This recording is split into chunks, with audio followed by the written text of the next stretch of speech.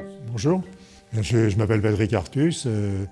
Je conseille un certain nombre d'entreprises sur leur stratégie financière, sur leur placement. C'est des fonds d'investissement, ce sont des investisseurs de différents types. Et je suis membre du Cercle des économistes, qui regroupe 30 économistes français.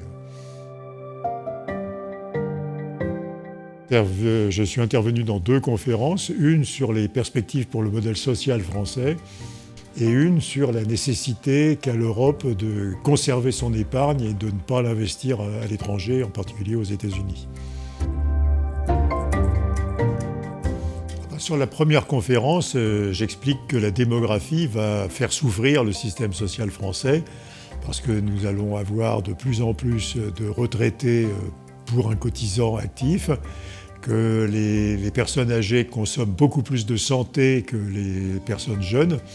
Et donc, on peut prévoir que sans changement des règles, on va avoir des dépenses de retraite et des dépenses de santé en forte progression, et auxquelles d'ailleurs il faut ajouter des dépenses liées à la dépendance. Et donc, ça pose un vrai problème en réalité de survie du système social à laquelle les Français sont très attachés et qui marche bien mieux que les systèmes sociaux d'autres pays, en particulier des États-Unis, de la Chine, etc.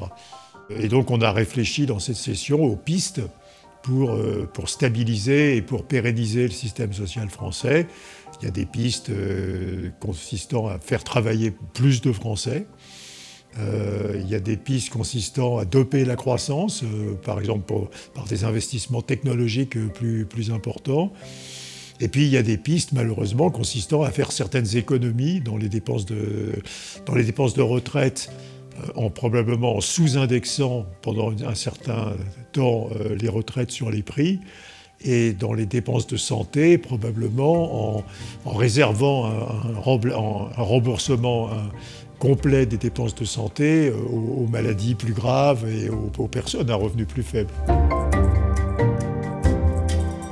Alors d'abord, je peux faire la promotion de mon dernier livre qui s'appelle « La France revisitée », alors qui ne parle pas vraiment que de la France, c'est aux éditions Odile Jacob, et qui parle du modèle social européen versus le modèle social américain ou le modèle social chinois, précisément, et où on défend l'idée qu'il n'y a pas d'hésitation. Il faut continuer à avoir en Europe un modèle social beaucoup plus généreux, beaucoup plus universel que c'est le cas aux États-Unis ou en Chine.